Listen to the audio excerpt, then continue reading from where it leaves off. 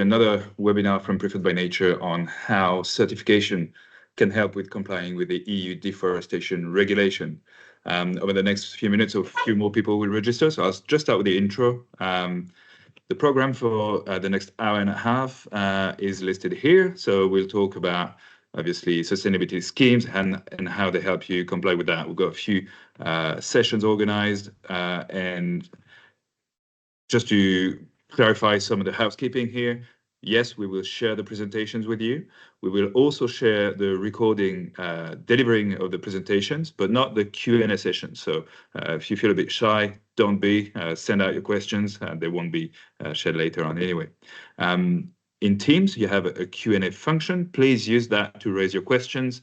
And if you like someone else's questions, you can like it so they come up to the top, and we will try to make sure we address them. Some colleagues in the background are responding to questions in the chat, and we will also pick some of them for our Q&A session at the end of the presentations. Any trouble, any issues, you have an email address on the slides here. It's my colleague Monica, and she can help you if you have issues with connections or with the actual platform. Today, so I'm Nicolas Pilet. I'm based in France and a country representative for Preferred by Nature. I'll just be moderating. We have some brilliant technical minds who will be talking to you about the work around certification and deforestation. Gabriela and Christian will go into details of the work we've recently done. But before that, Tim will set the scene talking about EUDR, and Josh, partner from ISEAL, comes in to talk to you more about sustainability schemes, how robust they are or should be. Very quickly, if you do not know Preferred by Nature, we are a mission-driven organization. We're here to support better land management and business practices. Across the globe, we have a fairly global representation, and this is for the benefit of the people, nature, and climate. The sectors we work in are mostly forestry and agriculture. We've also got some activities around sustainable travel. And the commodities we are most involved with are listed here. So obviously the ones involved or part of the scope of the Deforestation Regulation. How we do this? Straightforward. We do certify against credible certification schemes. We advise companies on their responsible sourcing procurement procedures, how to align with deforestation regulation requirements, for example. We do also train individuals or organizations on these topics. And obviously, we do get some donor-funded projects activities, and today is very much supported by one of them. So we are part of the Harmonitor project, which seeks to enhance the effectiveness of certification schemes and labels across the bioeconomy sector. And the project is coordinated by XQ Consult and brings together 9 partners from various EU countries. These include research centers, consultancies, certification bodies, or tool developers.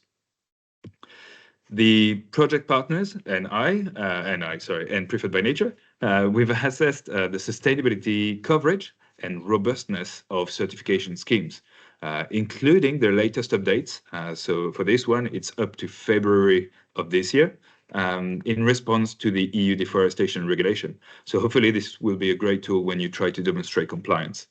The schemes evaluated are included here. So these include FSC, SBP on biomass, ISCC, Rainforest Alliance, RSPO, etc. We will present the outcomes later in this webinar.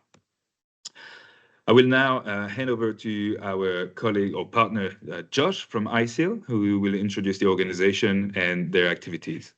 Over to you. Thank you so much. Thank you, Nicolas.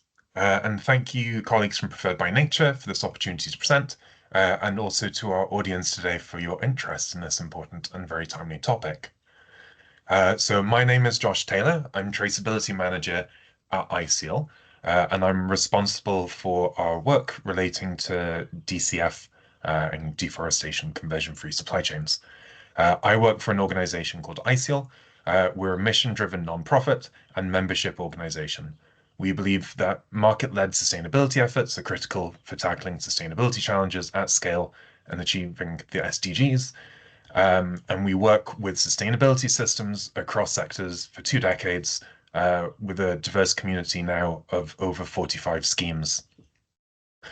The schemes and systems that are in our membership, they represent a wide range of sectors, from food and ag, to textiles, to mining, to marine products, through to infrastructure projects.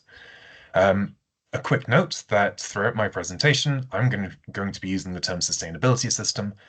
We use this as a kind of catch-all term to describe a broad range of market-based tools that are designed to address social and environmental challenges, that define responsible practices, assess the implementation of these practices, measure and communicate results. So it covers certification schemes, verification, and a kind of a wider range of initiatives that operate in similar manners.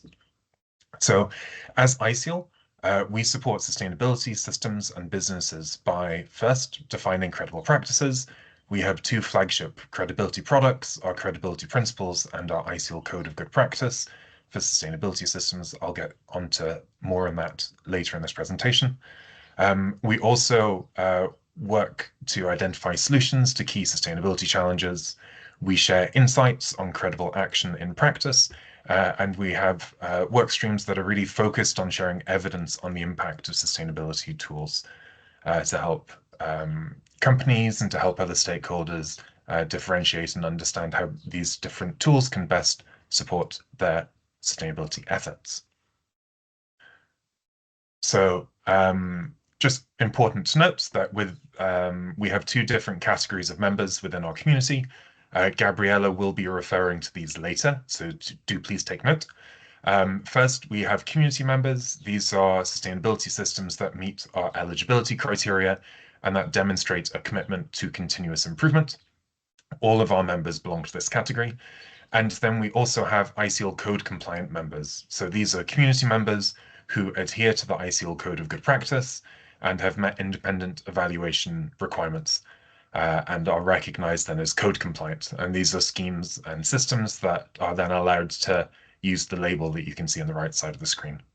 We also have a separate class of members, which are accreditation entities. That's less relevant for today's discussion. So when it comes to EUDR, we have a number of resources and tools available that I think are highly relevant to this discussion, which we publish as public goods and are available on our website and through links in the slides. The first is guidance on the collection of polygon location data, which was produced in 2020.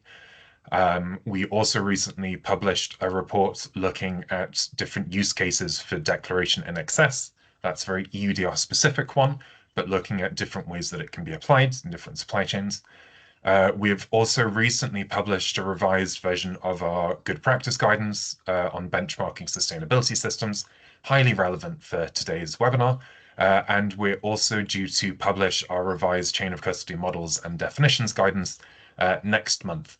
And I'll be dipping into that a little bit as I describe some of the key components of sustainability systems to help frame the rest of this webinar. So I was invited by Preferred by Nature colleagues to explain a bit about the basic components or elements of a sustainability system. And as ISEAL, we see these consisting of 5 main components or functions. So the first component or function is really that these systems define responsible practices or sustainability performance requirements. So that's the gear that's at the bottom left of your screen. This is usually in the form of a production standard, or for systems that set sustainability requirements for supply chain organizations, a supply chain standard. In the EUDR context, these standards are where you would find requirements like no deforestation after a defined cutoff point, or legal production requirements. They'll also routinely go well beyond the legal floor of regulation and also include requirements that are beyond the scope of EUDR. Into other sustainability issues and areas. The second component of these systems that they all have in common is that they'll have a means of assessing the implementation of practices or the performance of entities against certain levels. So this is most commonly done through third-party certification and audits and assessments, but it can take other forms as well. Third-party verification of data, second-party checks, and for some self-declarations. And it's often that there'll be a combination of different means and ways of assessing the implementation of practices or of performance of entities within a system. The third system component is really around measurement and a means of measuring performance improvements and impact over time. So this goes beyond compliance towards looking at the effectiveness of interventions and strategies delivered through the sustainability system. The fourth system component and function is that they enable and ensure the integrity of claims and communications made about products or services or sites, facilities covered by the sustainability standards. This is where the topic of chain of custody comes in, and I'll go more on this into this topic on the next slide. They also will have controls and requirements about how and when and where claims about the scheme or about certified materials or products can be made. And the final component and function of these different systems is that they will all learn from implementation and use this information to improve the system and its impacts. So think about a feedback loop where lessons learned on implementation then inform future iterations of the system to improve efficiency and effectiveness.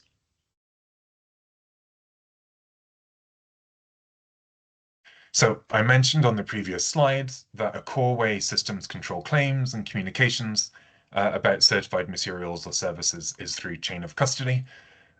Chain of custody as a topic area, it's increasingly in the spotlight because of regulation like EUDR, which also uses chain of custody language to describe what kind of traceability is required for compliance purposes. There are 5 main chain of custody models that are used in sustainability systems and by sustainability systems. And on screen, you can see the models that we describe in our upcoming revised ISEAL chain of custody models and definitions guidance. So in terms of differentiating between the models, and again, this is very relevant for looking at how sustainability systems can support companies with their EUDR obligations, some of these models explicitly require segregation of certified and non-certified materials, and that they don't allow mixing of certified and non-certified materials. So these are the models that you can see on screen in the blue boxes: identity preservation and segregation. The IP model, identity preservation, it requires the separation of certified materials from non-certified, and also certified materials of different origins, that they're kept separate. This allows claims like certified coffee from a specific cooperative or a specific region. It allows you to speak to the origin and to the kind of unique point of production of different materials. In comparison, the segregated model, it allows mixing of certified materials from different sources. You know it's certified, you don't necessarily know exactly which site the material or product originated from. So that's your segregated models, the ones in blue. Then you have models in red that allow mixing of certified and non-certified materials. The key differentiator between these models is what kind of mixing is allowed and the kind of controls that are in place about the relationship between claim and material. So the controlled blending model, the first model on screen in red, in the middle of this screen, it requires that the percentage of certified content in a product is tracked through the supply chain. So you end up with a claim that X% certified content in a product. The other models that allow mixing are ones that approach it through a mass balance approach. You lose the physical relationship between claim and material. It could be that there is certified material in a product traded as mass balance. The mass balance volume represents a volume of certified material that is sourced, but you don't have a guarantee that there is physical certified content in the product through mass balance systems. This obviously creates a challenge when it comes to EUDR, which explicitly does not allow mixing of compliant and non-compliant volumes. An innovation that we see emerging within sustainability systems within our community is introducing restrictions on what can be mass balanced, a model that's increasingly being referred to as controlled mass balance. This is already scaled in some sectors. The FSC controlled wood model is a great example of this kind of controlled mass balance approach. Then in terms of the final set of chain of custody models that are out there that our members use, that systems use is booking claim. This actually requires and enables a separation of volume claims from material. So you end up with the trading of very separate credits or certificates that are decoupled from material that's being traded through the supply chain. So I mentioned earlier that core to our work is defining credible practices for sustainability systems, and that we have two flagship products, the ISEAL Credibility Principles, the ISEAL Code of Good Practice. Together, these define characteristics of credible systems. They're tools that are globally relevant and that are referenced for developing new systems and improving the practices of existing systems. And on screen, you can see just some of the principles like stakeholder engagement, like transparency, that we as ISEAL see as really distinguishing credible systems. So I'm not going to spend long on this because this is the topic for the whole webinar, but just to say that when it comes to sustainability systems and EUDR, there's a few things that are clear. The first is that these are systems that can support but not replace corporate due diligence. There isn't a green lane for certification systems in the context of EUDR, but there are some clear roles that they can play based on the FAQs and guidance developed by the Commission. And just to say, there is a lot of adaptation and kind of changing responses that we see among our community. In response to EUDR, we've got the introduction of new kind of variations of chain of custody models, like what we see with the RTRS system. We see new partnerships being made between systems and solution providers. We see new standards and frameworks that support responsible business conduct being introduced as well. So this is a fast-moving place, and I'm really looking forward to the rest of the presentation to hear about the benchmarking results and the great work that Preferred by Nature are doing. So I'll stop here and hand back to Preferred by Nature team. Thank you.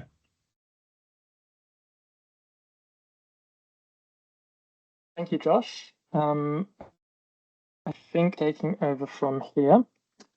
Yes, hello everyone. My name is Tim.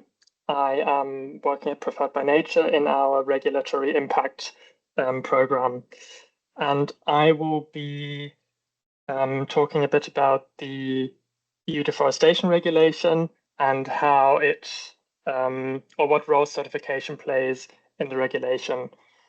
I'll be giving a brief introduction of the EUDR. I don't have enough time to go into any technical details. So what I'll be doing is just highlighting the core components, going over some important definitions, and then what I'll be focusing on is how the regulation views certification and what the Commission suggests operators should, or how operators should assess certification schemes if they wish to include these as part of their due diligence process. Before I start, one point on language. So where Josh was referring to sustainability systems, I will now be saying certification schemes. So I'm just going to be using certification schemes to include those and any other third-party verification scheme.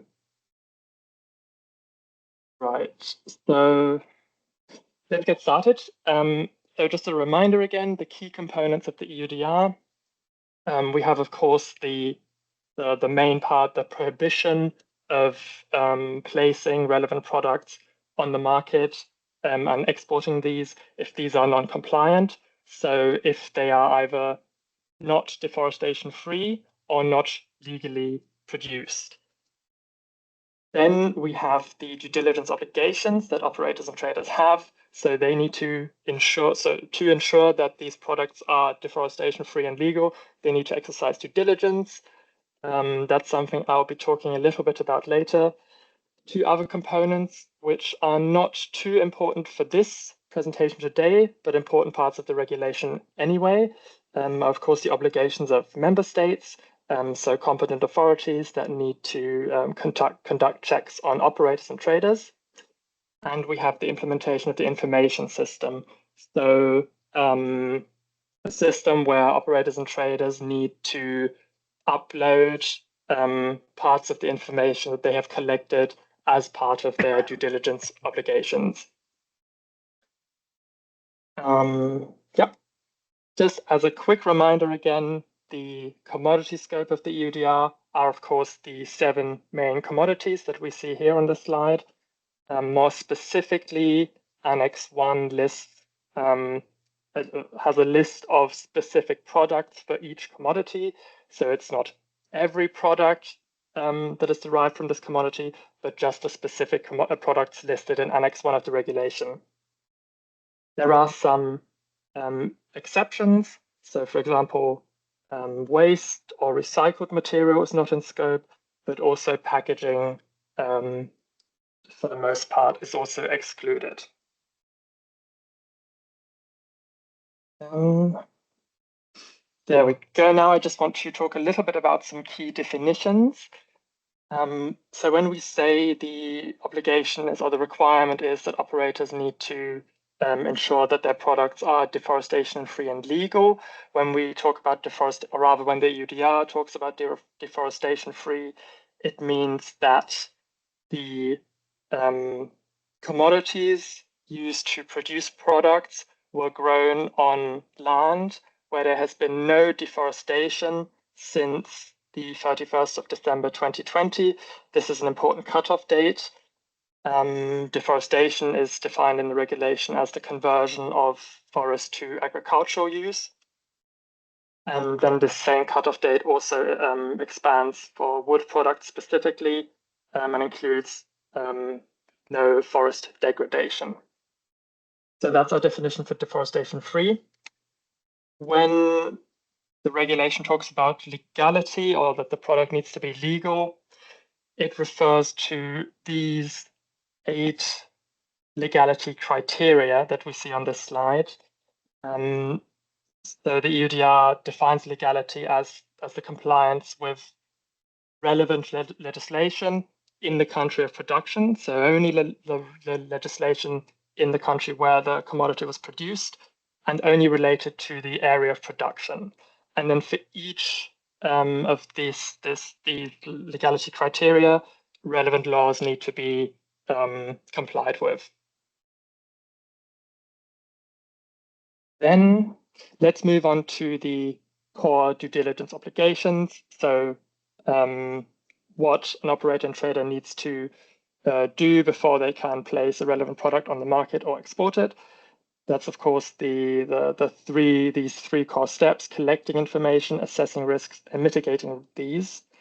I'll go into a little bit of detail of each of them. When we talk about information collection, the regulation sets out this list of information that needs to be collected. So operators and traders need to have information about the description of the product, including the scientific name for what products. They need to have the quantity, the country of production. They need basic information on the supplier and the buyer. And they need verifiable evidence that the product was deforestation-free and legal. Then, of course, we have the traceability requirements. So geolocation needs to be obtained for every plot of land where a relevant commodity was produced. And then when the information is collected, operators and traders can use this information to assess risks. Or rather, they need to use this information to verify and analyze any risks, or to make sure that there are, if there are any risks, and how to manage these. The risk assessment needs to be documented. There need to be clear explanations and conclusions. So there needs to be a justified risk conclusion for each risk, and saying that it's either a negligible or a non-negligible risk. And of course, any non-negligible risk, any product where there are non-negligible risks cannot be placed on the market. And then the risk assessment also needs to be reviewed by the operator every year. There are listed in the regulation specific risk assessment criteria. So there are 14 specific topics that the operator should consider when they conduct their risk assessment. I don't have these criteria listed here, and I won't be going into any more detail about them, but just to make sure you're aware that there are specific criteria that the regulation sets out an operator should consider when they do their risk assessment. So once the risks have been assessed, we can proceed to the risk mitigation if the risks need to be mitigated. So if they are non-negligible, operators need to have controls and procedures in place to be able to manage any identified risks. And yeah, any non-negligible risk needs to be assessed and mitigated.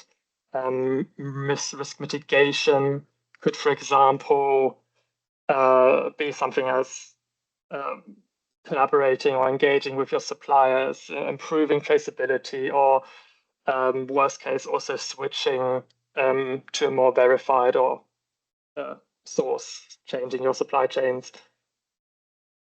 And yeah, so, and of course, when we talk about the risk mitigation, this is where certification can now come into where it plays a role. So of course, risk certification is already part of the risk mitigation strategy of many companies. Yeah, and I think I'm going to go into more of that on the next slide. So what does the EUDR say about risk, certification schemes? While the regulation doesn't require certification schemes to be used, and as Josh has already said, it's considered not a green lane, so you can't just use certification schemes and then not have to do risk assessment. The regulation still does acknowledge and recognize that there are important tools that can be used for risk assessment or risk mitigation. So they can help to support claims that a product is legal or deforestation free. And it's particularly helpful also in long or complex supply chains. But we need to remember that that any kind of certification or third-party verification system cannot replace an operator's due diligence obligations. So just because something is certified does not automatically lead to the conclusion that there is a negligible risk. There always needs to be an additional risk assessment process. Yes. And the Commission has in their guidance document set out specific criteria which describe what an operator can do to assess these schemes if they want to include it in there as part of their due diligence. That's what we're going to look at next. Again, just a reminder, it's worth repeating, certification is not a green lane. Certification alone is not enough.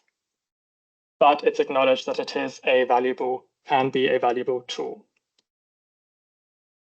Where can certification be relevant? I think we've kind of touched upon this already. I don't think I need to go into any more detail here. Of course, it can be used to verify that a product is deforestation free or legal. It can support traceability. It can be used as risk mitigation or risk assessment. And it could also help to ensure that any other regulatory requirements are complied with. Now, in the guidance document, which is what I will be referring to from now on for the next few slides, they set out three core areas that an operator needs to consider when assessing certification schemes. So these three steps are the standards themselves. What do they say? How are these standards implemented by the scheme?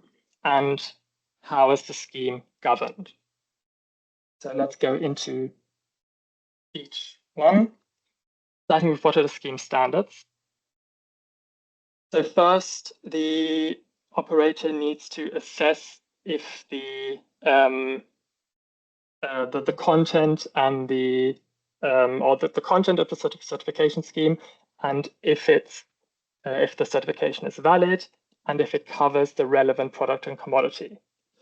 Of course, the scheme also needs to align with relevant legal definitions according to the EUDR, so especially around the concept of deforestation free, how is deforestation defined, and also it's important that this cutoff date that the EUDR describes is acknowledged. So the 31st, no deforestation or forest degradation since the 31st of December 2020.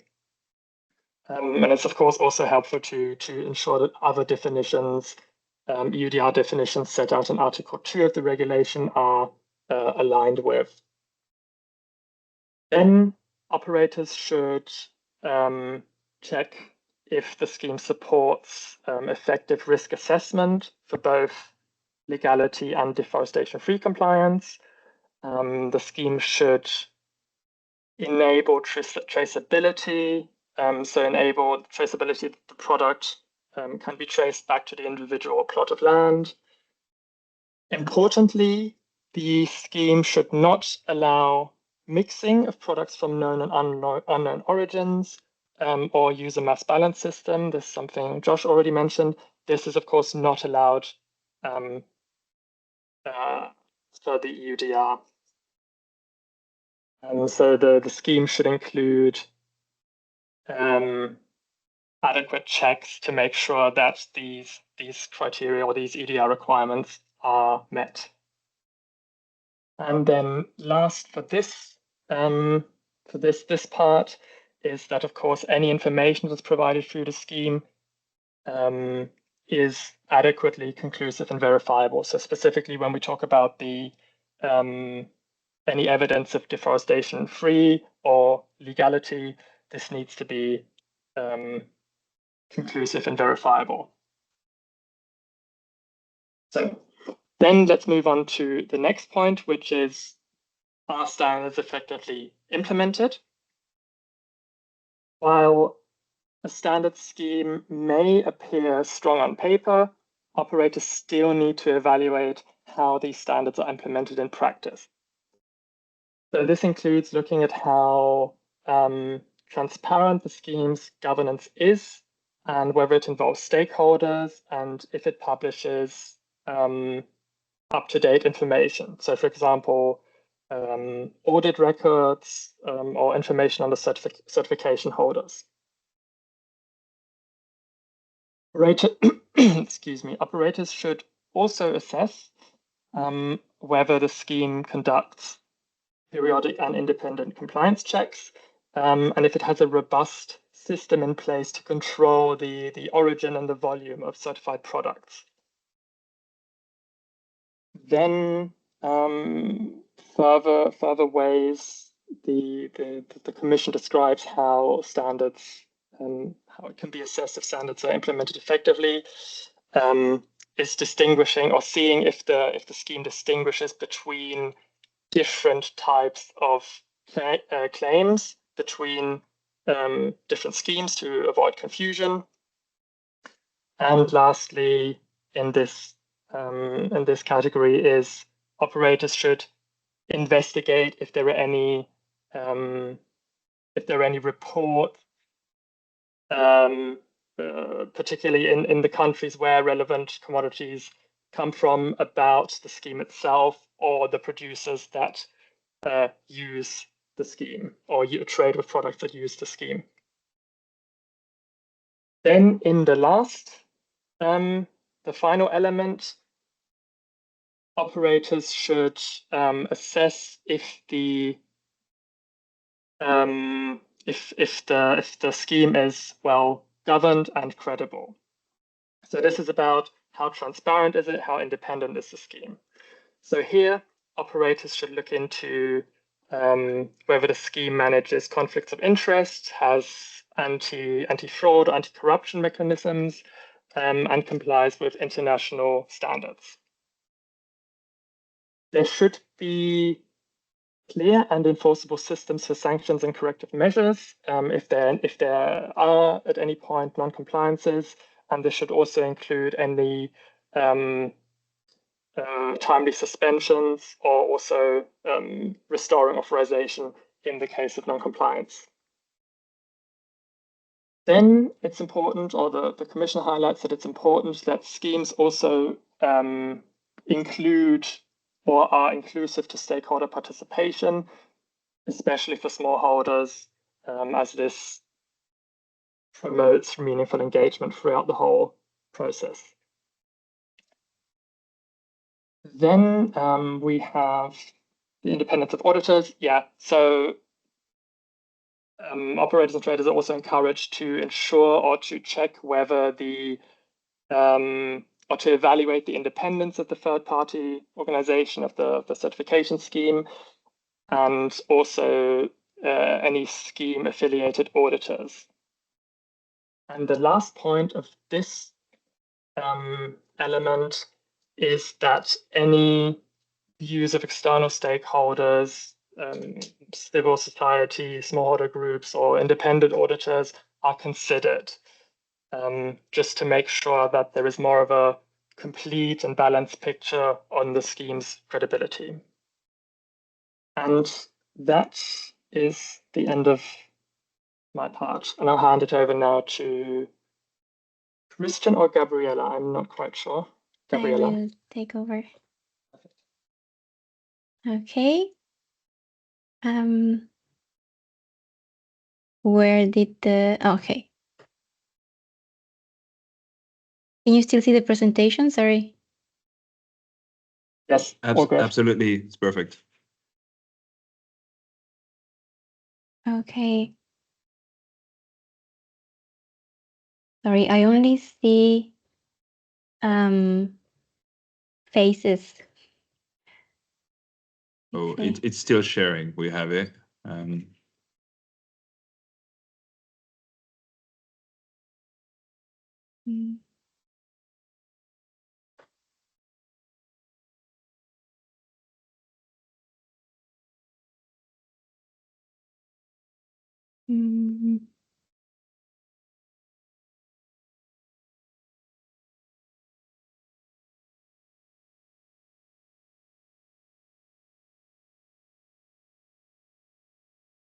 All right. I don't know. I think if someone could take over the presentation, and I will. I can ask if you can move to the next slide because I cannot see the presentation. Sorry. Okay, I'll be doing that. You tell me when I go across. All right. Thank you very much, Nicolas. So, hi everyone, I'm Gabriela Lopez. I'm benchmarking coordinator at Preferred by Nature, and I'll present Understand the Certification Schemes Alignment with EUDR. And we are able to understand how schemes align with EUDR thanks to our benchmarking efforts. This helps us understand what system claims cover and don't cover, how they support due diligence, indicating if there's a need for additional checks, and inform on the system's integrity. Our approach follows a robust procedure that's freely available in our due diligence toolkit. You can go to the next slide, please. And to be in line with the EUDR guidance documents on certification schemes, the topics we covered can be categorized into three main pillars. Under standards, we focus on deforestation-free, legality, and material control requirements. For implementation, we assess personnel competence, impartiality, auditing processes, and stakeholder consultation. For governance, we focus on transparency, conflict of interest and corruption, and oversight mechanisms. Next slide. Yes, thank you. Covering all of these topics comprehensively can be resource demanding, so we are glad and thankful to use our approach in collaboration with other partners in the HaMonitor project. And here is what the process looked like. First, we developed the framework built on our sustainability framework, previous experience benchmarking certification schemes, and extensive desktop research. And then we implemented the benchmarking process across the selected schemes using their documentation and evaluating indicator by indicator. Then we engage directly with certification scheme owners to incorporate their feedback. And finally, we refined the consistency, incorporated evolving requirements, and since schemes provided their EUDR solutions during this time. Next slide, thank you. This process allowed us to identify both strengths and gaps in how schemes can support EUDR compliance, and largely because we use the sustainability framework as one of the building blocks of the evaluation, as it is EUDR aligned with clear links to relevant legality and deforestation-free requirements, and it's also applicable to all commodities. And what are the schemes we looked at? Out of the 10 schemes that we evaluated in HARmonitor, 6 fall under the EUDR scope. We've incorporated their new EUDR-related requirements in our assessment. I will show the results for all of them, but we'll focus primarily on FSC, Rainforest Alliance, and RSPO, given the familiarity of participants with these schemes as shown from our survey. And yes, this is to show that schemes are constantly evolving. EUDR came into force in 2023, and since then, schemes have done their gap assessments and have responded relatively quickly. Given the changing regulatory landscape and improvement in best practices, we could expect more alignment. And it's important to highlight that you can click one more time, please. Thank you. That when using a benchmark or referencing a benchmark, what were the standards that would use and what version, and also if any voluntary modules were included. And we can jump into coverage. In HARmonitor, we covered our wider range of sustainability criteria. On the left, we have a list of social, economic, and environmental issues. The different colors show how well schemes cover these criteria. So dark green is fully covered. Light green is when it's the intent is covered. Yellow it's when it's partially, and blue, red is when it's missing. And we can see that there's a wide range of sustainability topics that are being covered by schemes. But what does this mean in regards to EUDR alignment? Well, we have looked at deforestation-free and specific legality checks. And I recognize this table and upcoming ones can be a little bit overwhelming, but it's important to show at least some details in how we reached our conclusion. If you have all their schemes in mind, it can also help you know what's important to look for when benchmarking. If we focus on deforestation-free requirements, we can see some schemes fully align, whereas others still don't cover all of the requirements. This is usually because of the way they define forests or their approaches to forbidding deforestation. FSC, Rainforest Alliance are fully aligned with the EU forest definition. Their EUDR module fully covers deforestation-free requirements. RSPO uses an approach that focuses on high conservation value and high carbon stock areas. So it does forbid deforestation on natural forests, but EUDR forest definition is wider. It covers plantation and planted forests. The scheme also has exceptions for high forest covered countries. This isn't allowed in the regulation. So overall, schemes forbid conversion of natural forests with same of stricter cutoff date as EUDR. What operators need to pay attention to is where exceptions exist. Also, when the forest definition doesn't include all of the types of forests falling under the EUDR. Regarding legality, a general statement of compliance with all laws is sufficient.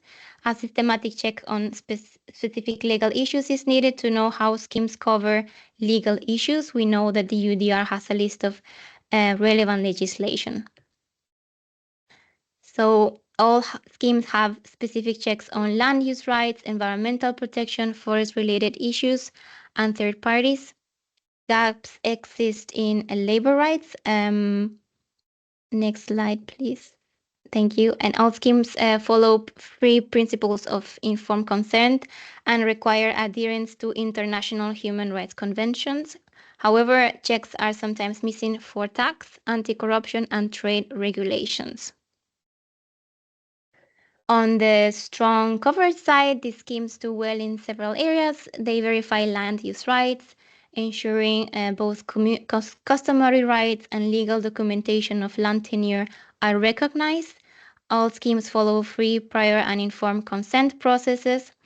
Basic labor rights receive specific attention with specific checks focusing on preventing child labor, forced labor, and discrimination. Most schemes require grievance mechanisms, creating formal channels for communities to raise complaints. And environmental protection is generally well addressed with core environmental laws related to, for example, water use, soil protection, and chemical use being verified. However, some gaps remain in the documentation, tax compliance, anti-corruption measures, trade and custom regulations aren't always verified by all certification schemes. Labor rights of migrant workers, employer accommodation, and maternity leave are commonly missing. So now let's talk about material control. It's when it can get a little bit complicated or interesting. You can choose your word. EUDR prohibits mixing of non-compliant materials at every step of the supply chain, requiring only deforestation-free commodities to reach the EU market.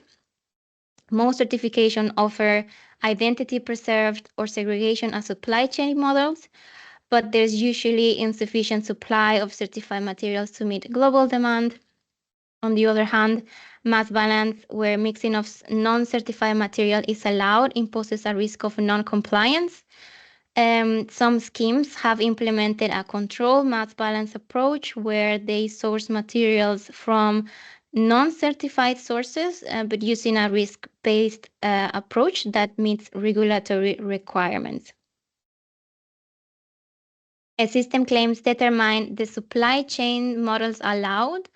To know if each claim is aligned with EUDR, more benchmarks are needed specifically for each of those claims. Traceability tools have been increasingly helpful in traceability efforts because they can handle high volumes of data like geolocation and risk assessment, connect and share such data, and help visualize supply chains. And certification schemes have responded to the EUR. You can go to the next slide, please. Have responded to the EUDR also by improving their traceability tools. While digital tools exist, many newly introduced features aren't fully operational to all certificate holders.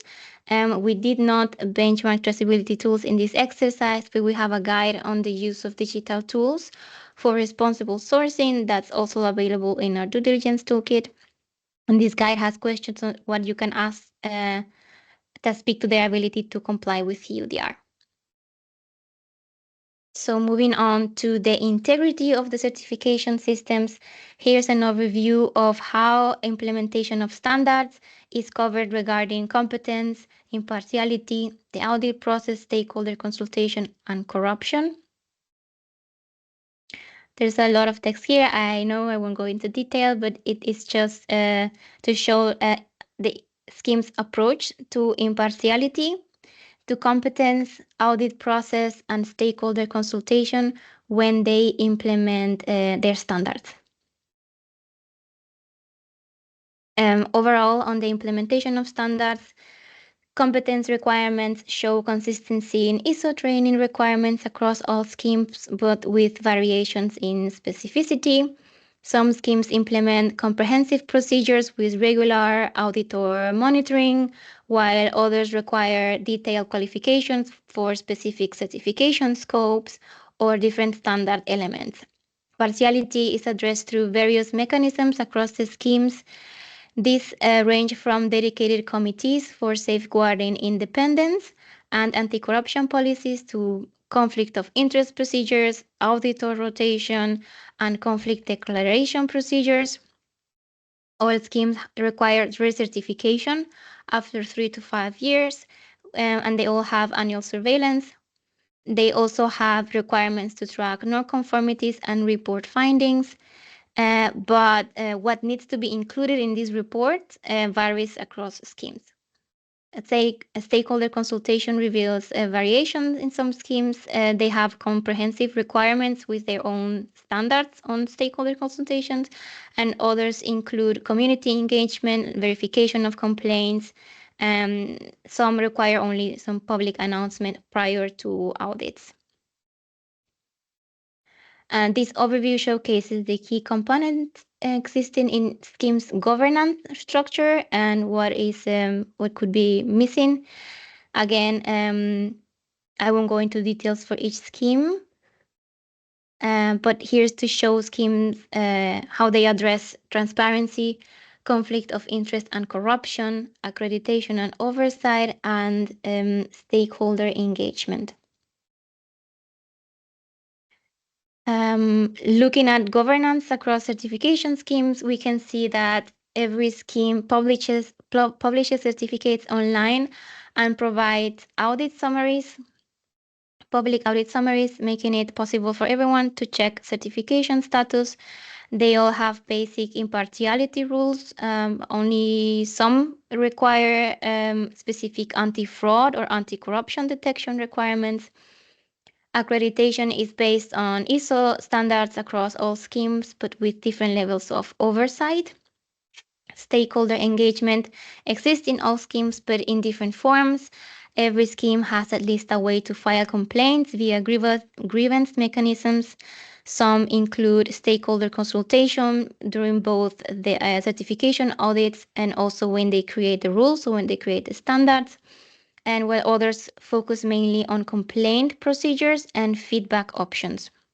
Also, all of the schemes are that we have evaluated here, either ISEAL members or being even ISEAL code compliant, demonstrating adherence to internationally recognized best practices for credible standard setting in sustainability systems.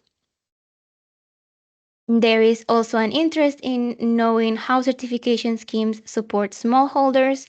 We know they are at risk of engaging in deforestation due to limited resources, and here are some examples of schemes approaches in including smallholders in their certification. They have developed various approaches, including group certification that reduces costs, simplified requirements, step-by-step compliance options, and capacity building support. However, there are still some challenges, including the compliance costs, limited awareness of certification requirements, need for strategic partnerships, and further assistance on EUDR full compliance, like capacity building, technology transfer, and supply chain integration. And that will be all on the alignment on certification schemes with EUDR. I will hand over to Christian to talk about using certification in your due diligence system. Thank you. Thank you. Hello, everyone. My name is Christian. I'm managing Preferred by Nature Sustainability Program. I'm going to talk briefly on some practical guidance and some practical issues related to how you can use certification or certified products as part of a due diligence system that is then can be used to align with the EU Deforestation Regulation. So in practice, what is it really we should look at when we use a certification system when we source from a country?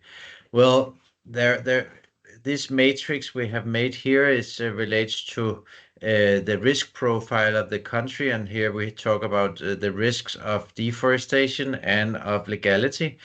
So if you source from countries that have a high risk or there is a defined risk of deforestation and legality, the scheme that you apply, so if you look at the top bar here, evaluation of the scheme that you are using in your due diligence system must be able to provide you confidence that it's covering those risks that have been identified. So the idea here is that you match the risk of either deforestation or legality types risk in the country where you source from with the scheme you are using.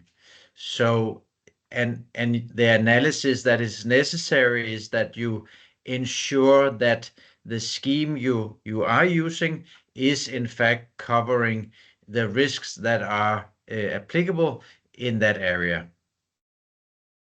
I don't know, can you see my whole screen or is it only this? Can you see the notes also?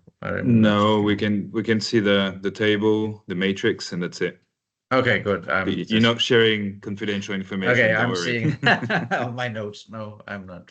Okay, so, and important, of course, is that if you are using a scheme that shows that does not cover all the risks that are applicable in a source area, additional measures need to be taken. So that's represented here by the red square in the lower right-hand corner, where let's say you are buying a product that is certified against a scheme that does not include any evaluation of deforestation, for example, or does not include deforestation in the certification process, and you are sourcing that product from a country where there are risks of deforestation, then there is a gap in that scheme compared to the risk in that country.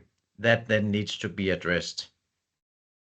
So this is kind of just a simple way to consider the overlap between the scope of the certification scheme compared with the risk profile of the country of sourcing. Just a second.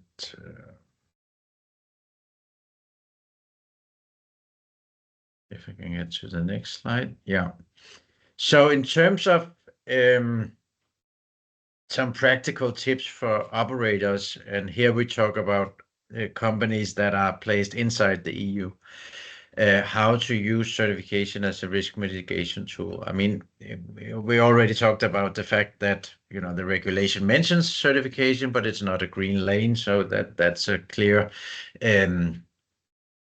that's a kind of the baseline for using certification. But if you're using certification as a risk mitigation tool, you can integrate that into your due diligence workflow.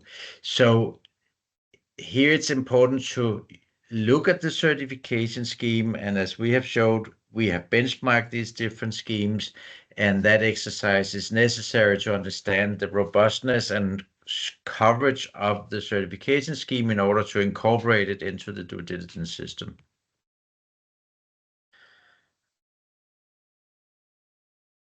Also, you need to understand the scope of the details of the certification. Again, it's not enough just to have a certificate. If you are conducting due diligence, you need to understand the details of the scheme, and that goes back to this matrix comparing the risk related to the origin of material and then the scope of the scheme or the coverage of the scheme. So these details need to be known. You also need to understand the scope of the chain of custody system to ensure that the geolocation data is in fact transferred for the relevant product batch of group of products. It's also advisable, most certification system actually publicize this, to look at audit findings. So you can go and if you know where you buy your products from, you can actually go and find public summaries of the certification reports, in most cases at least, to read the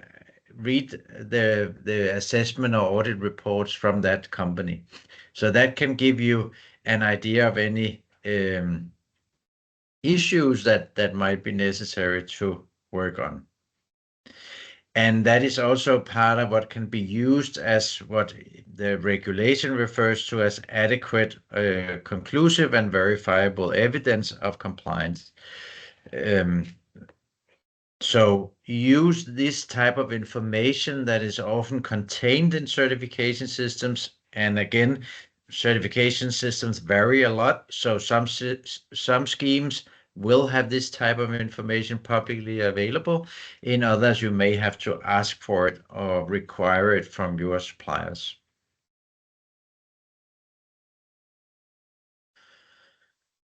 Another important, and this was touched on before also by Josh on it, in the different types of certification schemes, you may be in a situation where you buy a product that is mixed with certified and non-certified or control materials.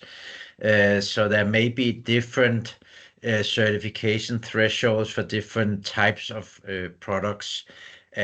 So you really need to understand that, for example, in FSC, they can have different types of mixed products, which contains FSC 100% certified and control wood. So obviously that you need to make sure that you understand if the product is mixed, but also to understand what the let's say the minimum threshold for the non-certified material is, and if that also meets the requirements of the regulation. But this is a very important point for most systems to understand how they deal with different types of mixing in the supply chain.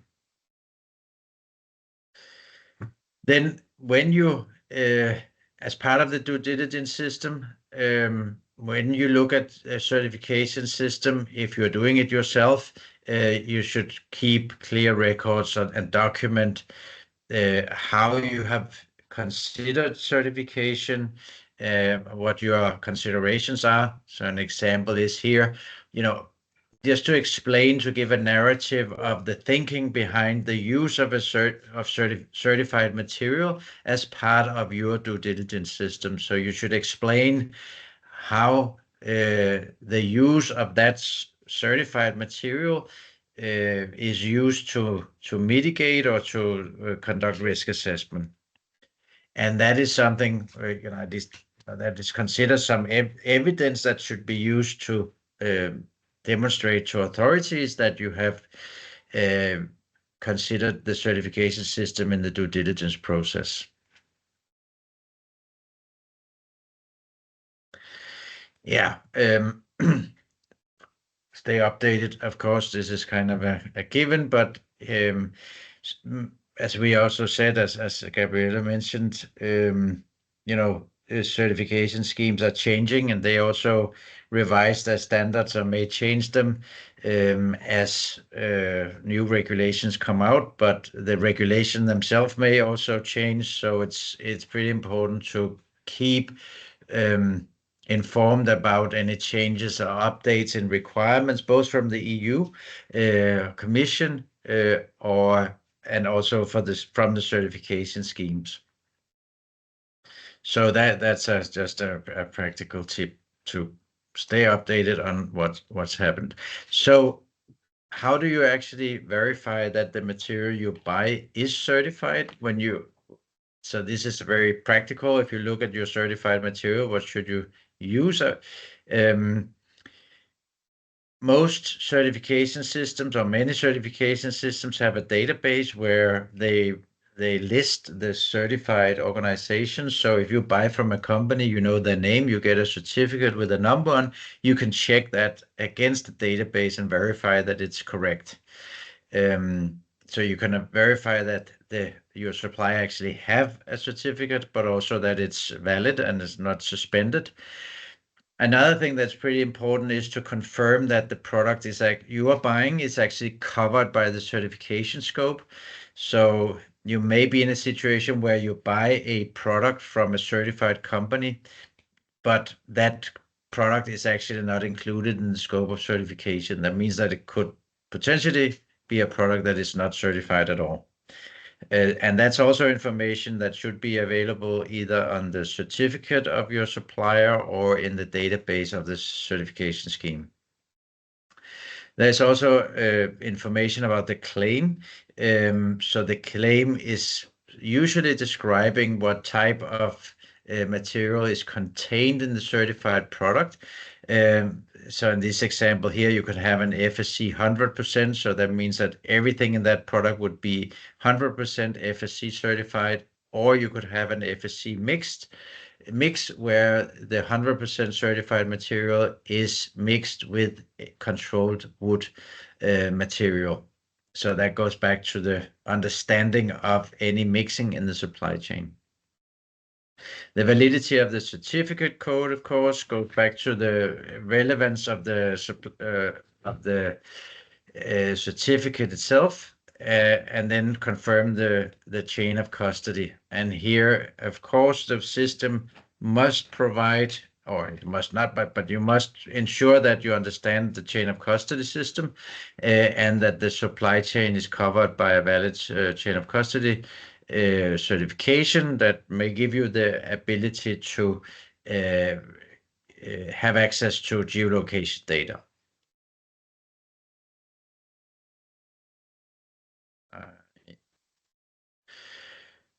You can always request a copy of the certificate. That's a good way to see the actual information. You can also review supporting documentation to see if there are information that underpins your findings. You can look at product labels, packing lists, other transport documents, and so on, depending on what you can get access to. On product labels, if there are on product labels on the product, see if they are correct. You can also, of course, ask for transaction certificates, which is applicable for some schemes, but not all. And then maintain your records as required by the regulation. That was all from me. Excellent. Thank you so much, Christian. Thank you to all of the experts who contributed here. I think it's really nice to see, to have this high-level overview all the way down to how to verify concretely certification applied to your material. So thanks again. Before we use the rest of the time to answer some of the questions, I want here to flag some of the resources that have been mentioned as part of this webinar. So obviously the first one is the actual benchmarking activity that has been conducted. So we'll share links with you as part of the communication after this webinar. You can obviously go back to a previous work we've done on the EU timber regulations, so due diligence-based regulation, kind of a preceding of the deforestation regulation, not obviously updated, and now the Harmonitor benchmarking exercise. So if you like technical readings, you'll be served here. Some people here mentioned the scoping tool, and effectively, or in the Q&A part, this is a online self-assessment tool that you can go to. It's available in French, Spanish, German, and English, just to figure out what are your obligations under the EUDR. First, if you're concerned about it, and then what are the obligations that can be applied to you. So freely available. We'll share the link as part of the communication too. And then here I want to raise the due diligence toolkit that has been developed by Preferred by Nature. So it's a framework that integrates key sustainability principles across communities and landscapes. And it's also aligned with the due diligence requirements of the EUDR. So the standard toolkit is a bit broader, goes a bit further, a bit more ambitious in terms of sustainability, but then you can obviously address specific EUDR requirements here. So you've got five main categories here around system setup, access to information, assessing the risk, but also managing the risks, and reporting when applicable to your organization. And if you apply them properly, you obviously would have gone a long way towards EUDR compliance. And while we are in the topic of donor-funded projects, I want to flag as well that Preferred by Nature is also part of the MFO EU project, an initiative funded by or co-funded by the Erasmus program. So the aim is to foster EUDR implementation, tackle embedded deforestation by developing educational material. So the project is implemented by a consortium of about 10 organizations, mix of universities, specialized organizations, and it will run until May 2026. So the focus is to develop and disseminate training material to both students and professionals that will help fill the knowledge gaps effectively. An important part of the project is this MFO-EU platform, MFO-EU Alliance, which is a platform designed to foster collaboration. I think it's extremely useful, especially if you're an organization and, for example, you want to hire people. There's a job board. If you want to look up for events or resources, there's quite a lot of content here you can access to. So please, feel free to register or go to the website and figure out, how you can use these resources. All right. As I said, so we've got 19 minutes left on the allowed timings. I want to use that time to raise some of the questions that were either asked in the Q&A or even sent in advance by some of the participants. So let me switch my screen to some of them, and I will call up some of the presenters to help me or answer some of the questions. The first one we have here